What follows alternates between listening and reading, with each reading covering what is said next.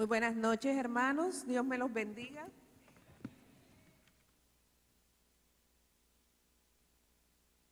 Estamos preparándonos para festejar un momento, o conmemorar más bien, un momento bien importante para todo cristiano. Conmemoraremos el acto de amor más grande, ¿cierto? La muerte de nuestro Señor Jesucristo por nosotros. Antecitos de que empezara el desenlace de ese proceso doloroso de pasión y muerte, el Señor Jesús tuvo a bien empezar, o más bien continuar el proceso de formación de sus discípulos. El Señor Jesús enfrentaba un reto muy alto, muy grande, era una obra magna. Había tenido apenas 3 años para preparar un puñado de hombres que serían los encargados de llevar a cabo una obra transcultural, transgeneracional, bueno, que acabará el día que Jesús venga por su iglesia. Y entonces, en miras a todo eso, nosotros tenemos que recordar que Él no podía perder tiempo, que Él tenía que usar el tiempo lo mejor posible. Y una de las formas preferidas para Él armar todo ese proyecto era enseñar a sus discípulos lo más importante que asegurara el éxito de esa obra que Él iba a dejar en hombros de ellos. Vamos a orar en esta noche. Vamos a decirle al Espíritu Santo que venga en nuestro apoyo, que venga en nuestro auxilio, porque dice la palabra que las cosas espirituales solo podemos entenderlas espiritualmente. Padre de la gloria, en esta noche nosotros nos presentamos delante de tu altar con alegría, oh Dios, porque es el producto de tu sacrificio, de tu obra, de tu precioso regalo de amor, el que nosotros podamos estar hoy aquí reunidos para adorar y bendecir tu santo nombre. Padre, no queremos ser inferiores a la expectativa que tú tienes con tu iglesia. No queremos fallar, oh Dios, no queremos, oh mi Rey, dejar que nada de lo que tú has planeado para esta iglesia y en especial para cada una de nuestras vidas quede sin ser realizado. Gracias por tu amor, gracias por tu misericordia. Bueno, hermanos, seguimos los principios del reino. Dentro de esa preparación que Jesús estaba haciendo con sus discípulos, Él estaba enseñando principios. Estaba poniendo cimientos y columnas para que la edificación de la obra de Jesús hasta el día que Cristo venga por su iglesia nunca dejara de hacerse. Tenemos una promesa bíblica que dice que las puertas del Hades no prevalecerán contra su iglesia. Y una de las cosas que hace que esto sea verdad es que la iglesia empiece a ajustarse a las leyes y los principios del reino. En el miércoles pasado nosotros estuvimos estudiando la ley del uso. ¿Cuántos no vinieron el culto pasado de miércoles? Bueno, por amor de ustedes vamos a hacer un poquito de resumen. Hablábamos que la ley del uso, por favor la otra diapositiva, la ley del uso Jesús la basó o basó su enseñanza de ley del uso en la parábola de los talentos. Cuando leemos la parábola de los talentos, vamos a leerlo por amor a los que no vinieron, Mateo 25 del 14 al 30, dice que el reino de los cielos es como un hombre que se va lejos y llama a sus siervos y le entrega sus bienes. Y a uno de esos siervos le da 5 talentos, a otros le da 1, 2 y a otro le da 1. Y que esa repartición la hace conforme a la capacidad que cada uno tiene para recibir esos dones. Y después de que hace esa repartición, se va lejos. Se parece a lo que Jesús hizo con nosotros, hizo con su iglesia. Él llegó, tuvo su ministerio terrenal, entregó dones a su iglesia, nos dejó unos talentos, nos dejó unos dones, nos dejó un proyecto que cumplir y se fue. Pero un día, como hizo el Señor de esos siervos, un día vendrá y nos sentaremos a charlar con Él y Él dirá, bueno, ajá, ¿qué hiciste con los talentos que te entregué? Bueno, entonces en esa ley del uso lo podemos resumir en las dos frases que el Señor de los siervos usó cuando llamó a cuentas a sus siervos. Cuando el primero y el segundo siervo, el que había recibido 5 y el que había recibido 2, fue a dar cuentas, ellos entregaron duplicado lo que habían recibido. Y cuando el Señor de ellos recibió ese reporte, lo que dice es, bien, buen siervo y fiel. Sobre poco has sido fiel, sobre mucho te pondré, entra en el gozo del Señor. Y después recibe el informe del tercero. Y el tercero resulta que lo único que hizo fue reservar ese talento sin usarlo por miedo a perderlo. Y cuando él recibe ese informe, le dice a sus siervos que tomen el talento que tenía ese que no hizo nada con él, se lo quiten y se lo entreguen al que tiene más.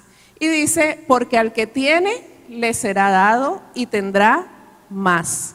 Y al que no tiene, aún lo que tiene le será quitado. Vemos entonces que 3 personas diferentes recibieron lo mismo, talentos. Y la misma razón para recibir esos talentos fue que se daba según la capacidad de cada uno de ellos. No era porque el Señor de esos siervos quisiera más a uno o al otro o menos al que recibió uno, sino que Él conocía la capacidad de cada siervo y según esa capacidad entregó dones. Y vemos que la respuesta, la otra diapositiva por favor, la respuesta que cada uno da al Señor conforme al uso que hicieron con el don que recibieron, con el talento que recibieron. La próxima diapositiva. Vemos que 2 de estos 3 siervos hicieron algo productivo con el don. Ellos usaron todo su esfuerzo, toda su fidelidad, toda su diligencia, todo su ingenio, todas las estrategias de los cuales eran capaces de usar para que esos talentos recibidos se multiplicaran. Y la consecuencia es que ellos tuvieron ganancia, tuvieron gozo y entraron a gozar de una vida abundante, una vida llena, una vida con propósito. El siervo que no pudo hacer nada con el don que recibió, el talento que recibió, dio una razón bien interesante que quisiera que revisáramos esta noche. Él dijo que no lo hizo por temor. Ese temor lo llevó a ser improductivo, lo llevó a perder lo único que tenía y lo llevó a vivir en tinieblas, en lloro y en crujir de dientes. La otra diapositiva, por favor. El tercer siervo es uno de los personajes que vamos a evaluar en la noche de hoy. De pronto, ante la posición del tercer siervo, de pronto le pasa a ustedes como me pasó a mí. En un momento dado yo me pude sentir solidaria con ese siervo. Cuando uno recibe en administración los bienes de alguien o las cosas valiosas de alguien, es bastante difícil tomar decisiones porque nos da miedo que eso se pierda, ¿verdad? Puede ser que el temor que sintamos sea tan grande que nos incapacite, que nos paralice, pero realmente cuando nosotros profundizamos más en la respuesta de este siervo, vamos a darnos cuenta ¿Cuál era la verdadera razón del temor de este siervo? Según la otra diapositiva.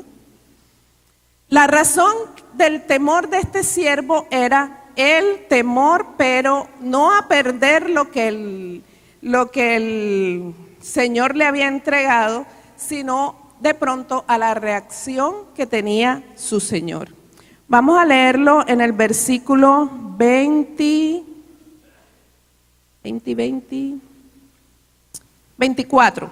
Dice: pero llegando también el que había recibido un talento, dijo: Señor, te conocía que eres hombre duro. Entonces, ¿qué le dijo el siervo a este amo? Que él lo conocía.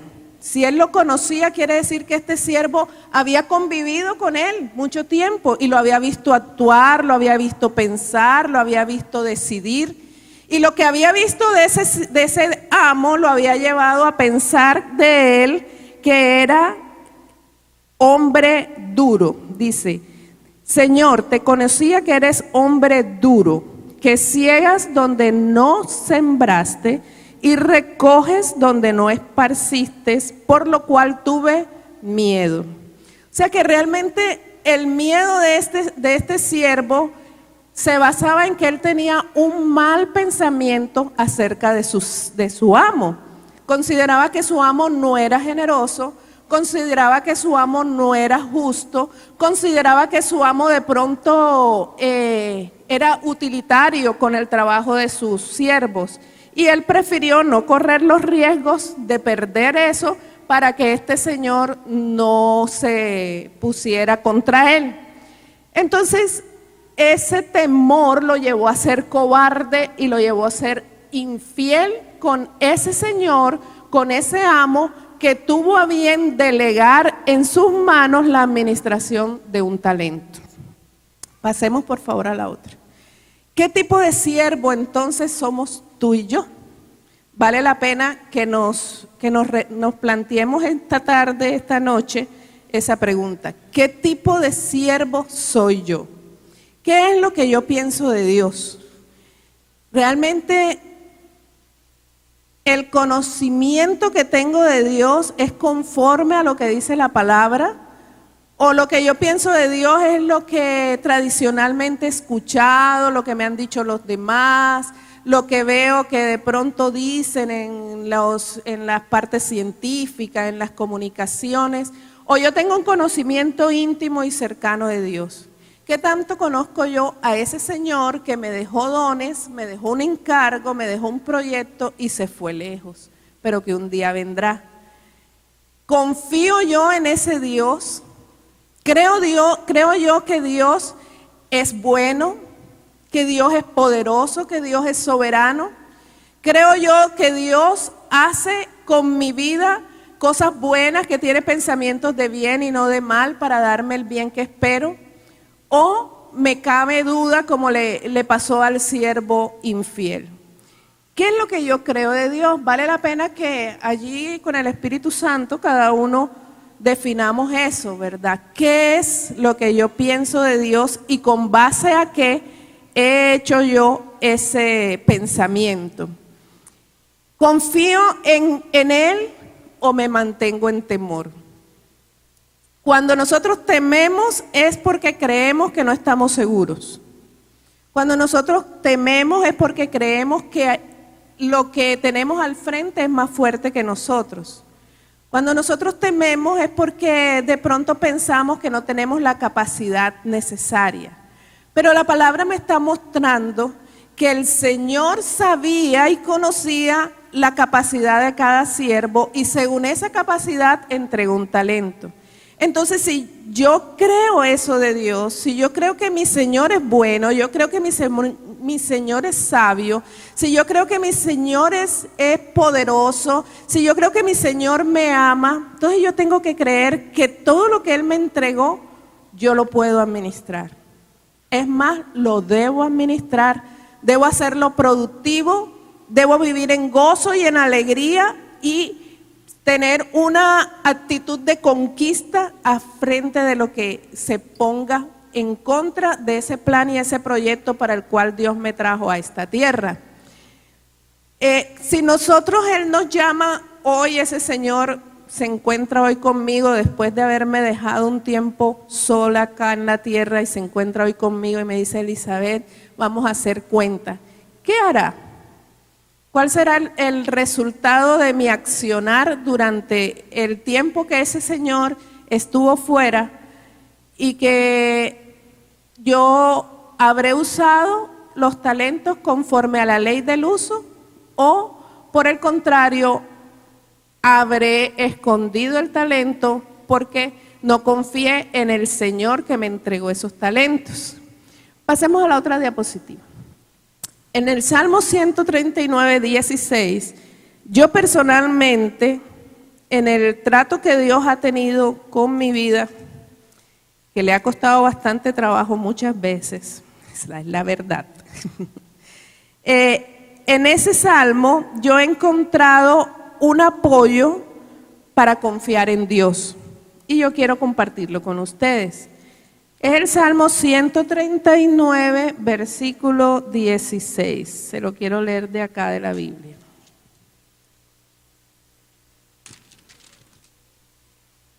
Ese salmo dice así.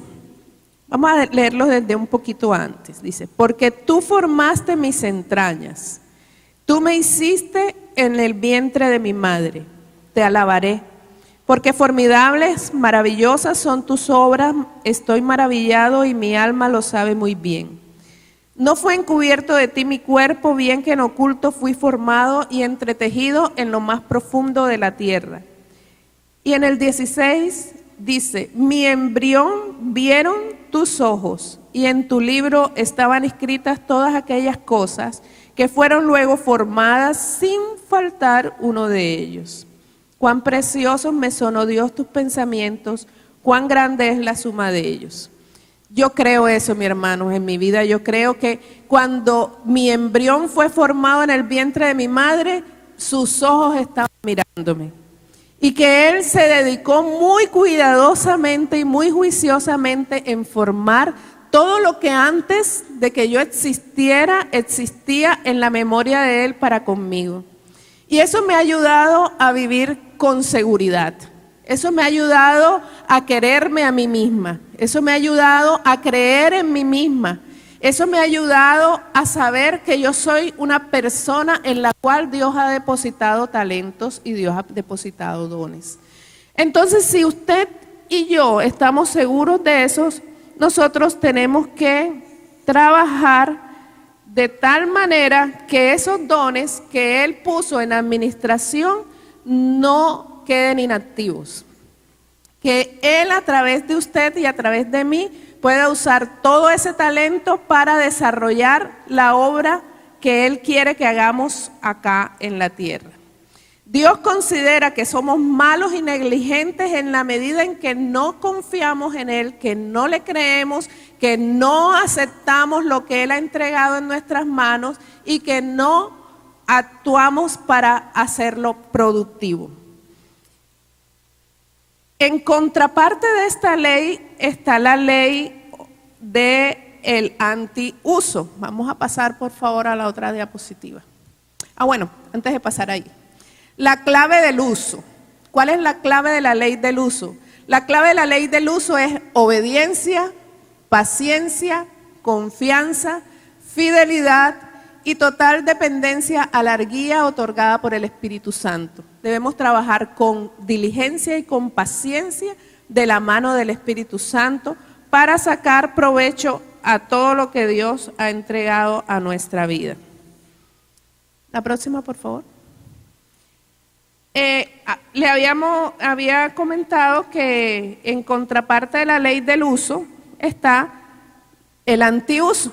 Usted sabe que Satanás es experto imitador, pero de una manera contraria a lo de Dios. Él siempre tiene algo que se parece, pero no es, ¿verdad?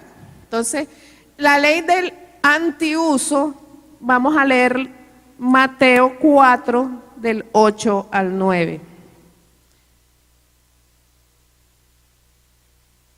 Ahí, en esa porción bíblica, nosotros encontramos la tentación que sufrió Jesús en el desierto.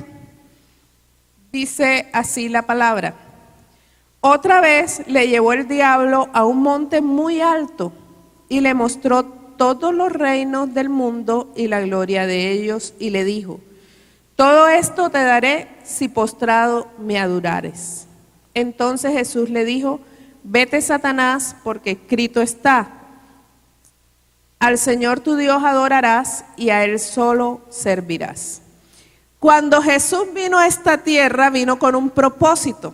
Ese propósito, desde antes de la fundación del mundo, había sido determinado por la reunión de la Trinidad. Dios Padre, Dios Hijo, Dios Espíritu, hablaron y dijeron: ¿quién irá por nosotros? ¿Y quién hará la obra de redención y de salvación del ser humano? Y Jesús dijo: yo iré. O sea que cuando Jesús viene a esta tierra, viene a desarrollar un propósito definido. Venía a salvarnos y a conquistar los reinos y la gloria que había sido entregada a Satanás por la mano de la humanidad cuando pecó.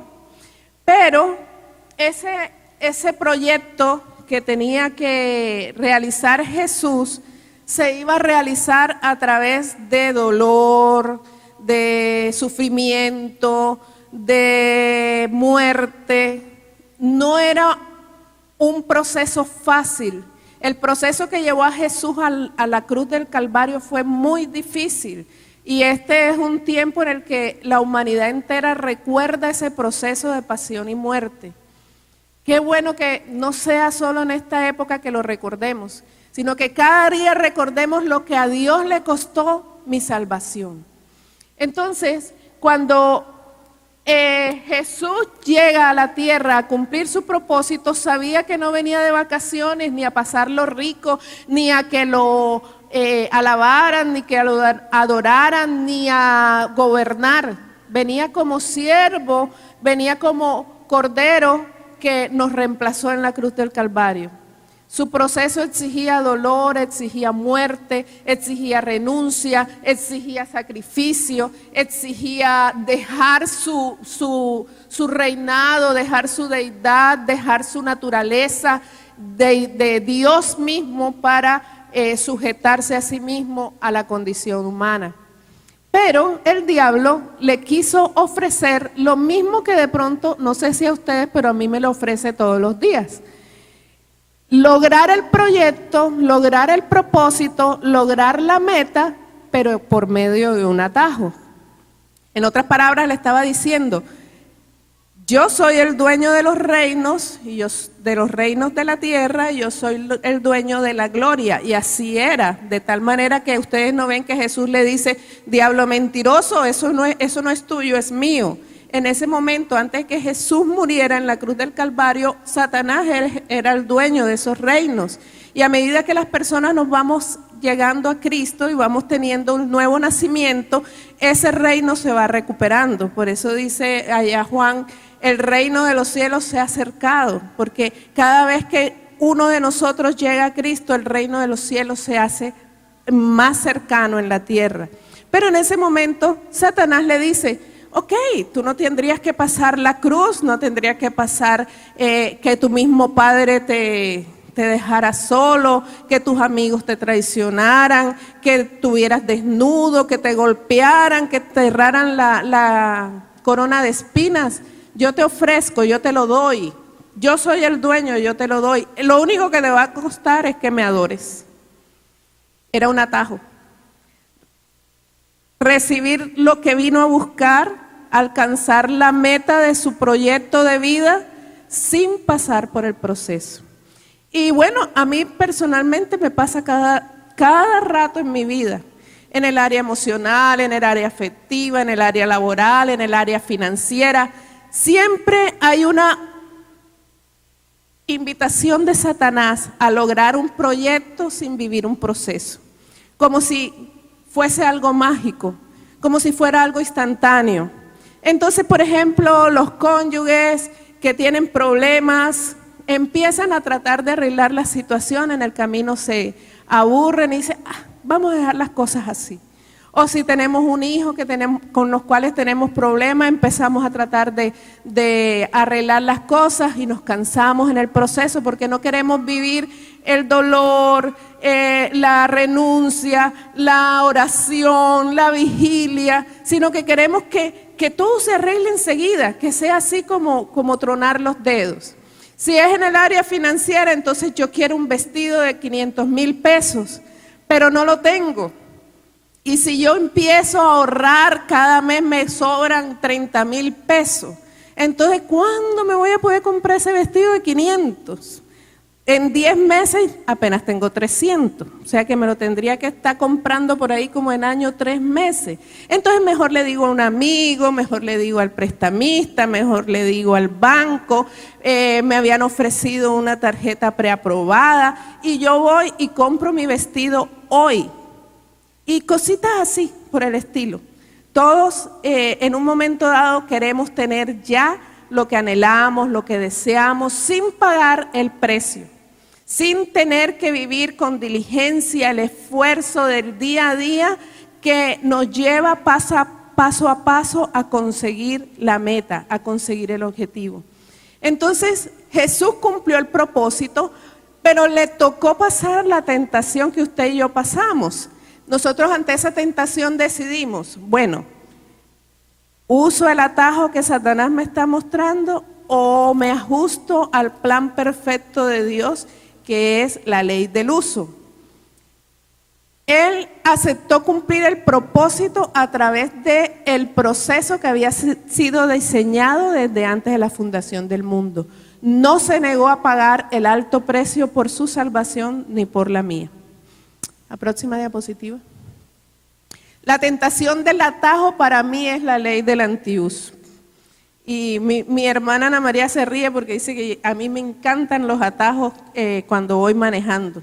Que yo en vez de coger por aquí, quiero meterme por acá y eso refleja en parte las tentaciones de mi vida. Esas tentaciones las enfrentamos cada día. El costo de esa inmediatez es alto. Si hablamos, vamos a hablar en la parte económica, que es la más visible. Si yo cojo esa tarjeta, entonces tengo que pagar más o menos 2.3% mensual de interés por esos 500,000 pesos que no tenía, pero que usé para comprarme el vestido. En cambio, si yo ahorro, si yo meto los 30,000 pesos mensuales en algo que me dé interés a mi favor, entonces eso va a costarme menos, me va a dar producción, me va a dar, el interés va a jugar a mi favor. Igual en la vida cristiana, igual que si uno está buscando o esperando la pareja y entonces uno ore y ore y ore y espera y mire en la iglesia de aquí, mire en la iglesia de allá, hasta que uno dice, ay, Dios se está demorando mucho. Ven niño, vamos a cogerte aquí, ¿verdad? Nosotros, el pago que tenemos por la inmediatez es muy alto. Y a veces nos metemos en deuda tras deuda, tras deuda, tras deuda y nos roba el gozo, la alegría, la unidad, la paz, nos lleva a enfermedad y podemos hasta llegar a la muerte. El vivir el proceso de Dios, por el contrario, nos permite disfrutar la vida. Una vida tranquila, una vida abundante, una vida llena de propósito, una vida llena de gozo. Ese es el costo de pagar el proceso. Cada uno de ustedes, mi propia vida decide qué precio quiero pagar. Quiero pagar el precio de la inmediatez, tomo el atajo. Quiero pagar el precio de tener una vida tranquila, gozosa, sin que nadie me llame a la 1 de la tarde para decirme que no he pagado, para el otro decirme si no me pagas tal cosa, o ¿qué quiero? ¿Cuál es el costo que quiero pagar? Entonces, según eso, yo defino cómo quiero vivir, o la ley del uso o del antiuso. La otra diapositiva. ¿Aló? Se acabaron. Bueno. Bueno, hermano, entonces esa es la meditación que el Señor ha querido que Centro Bíblico Rodadero compartamos hoy. Pienso que es algo del día a día. Pienso que es algo que debemos estar como atentos, porque en la cotidianidad eso se nos va olvidando. Entonces yo le pido que se levante de su silla, por favor, y que el pastor Igor sea orando por esto.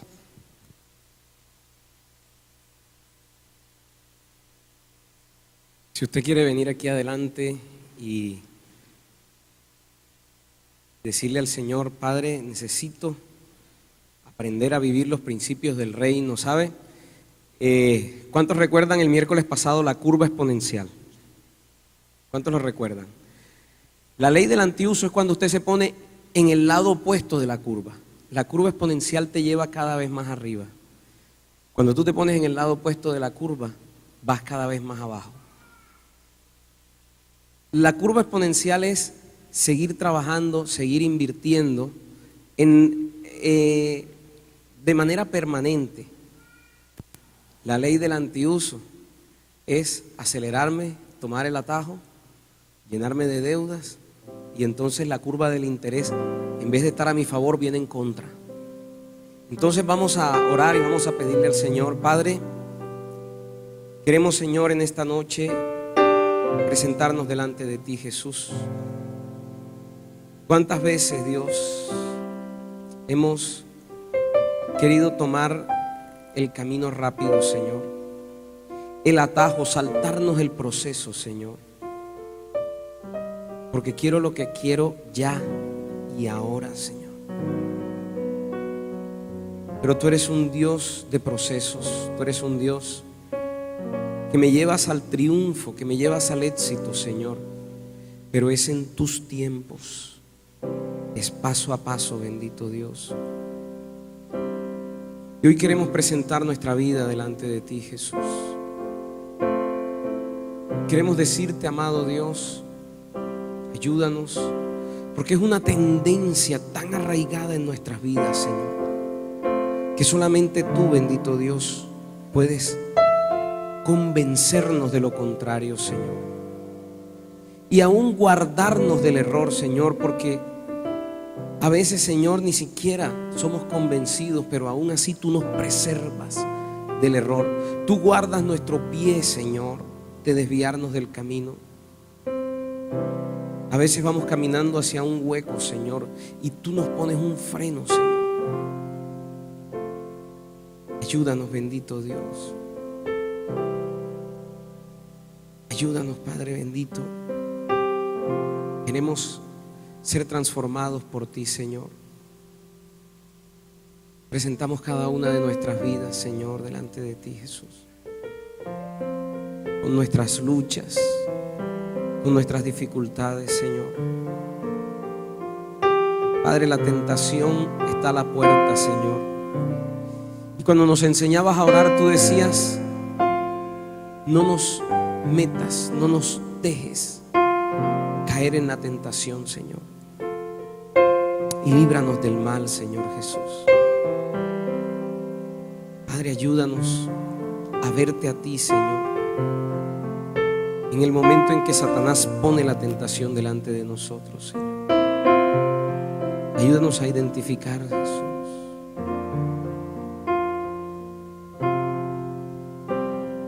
Sé que es tu fidelidad que lleva mi vida más allá de lo que puedo imaginar.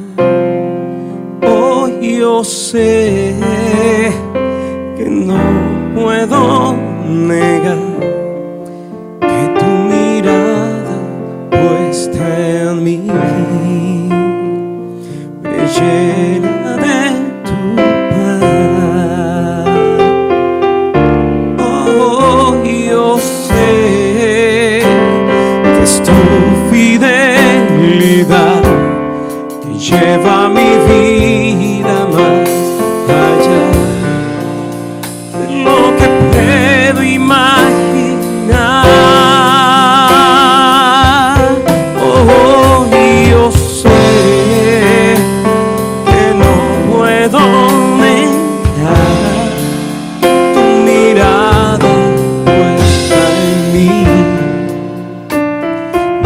llena de tu paz. Señor, ayúdame a entender, Dios, que tú tienes planes de bien para mi vida, Señor. Que tú quieres darme todo aquello que anhelo.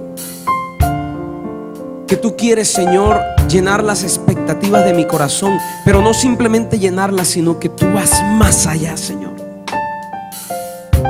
Señor, tú rebasas nuestras expectativas. Tú nos das muchísimo más de lo que podemos imaginar, de lo que podemos entender, Jesús.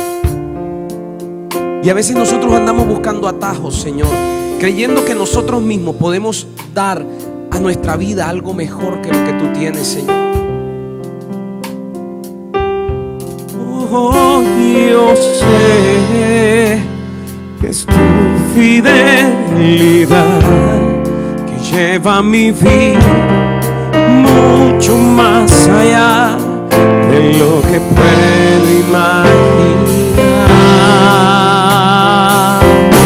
Oh, yo sé que no puedo negar que tu mirada puesta, díselo a él, me llenas de tu paz. Oh, yo sé que es tu fidelidad que lleva mi vida más allá de lo que puedo imaginar. Oh, yo sé que no puedo negar que tu mirada puesta en mí me llena de tu paz.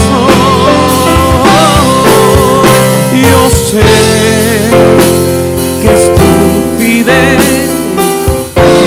a la que puedo aferrarme, Señor, más allá de lo que puedo imaginar. Oh, yo sé que no puedo negar que tu mirada puesta en mí me llena de tu. Oh, que tu mirada puesta en mí me llena de tu. Que tu mirada puesta en mí me llena de tu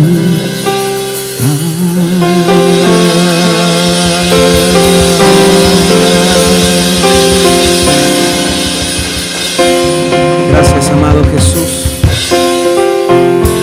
Padre, yo bendigo tu iglesia, Señor. Cada uno de nosotros es tu iglesia, es tu cuerpo, Señor.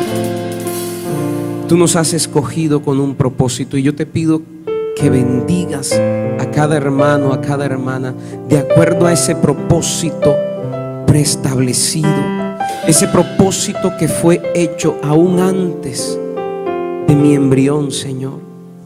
Ese propósito que fue escrito cuando yo era entretejido, Señor, en el vientre de mi madre, Jesús. Yo te pido que conforme a ese plan seas tú bendiciendo cada vida, cada hermano, Señor. Te pido, Jesús, que ninguno de nosotros, Señor, se desvíe o pierda el plan, el propósito y la bendición que tú has preparado para su vida, Señor. Yo bendigo tu iglesia, Centro Bíblico Rodadero, en el nombre del Padre, del Hijo y del Espíritu Santo. Amén y amén.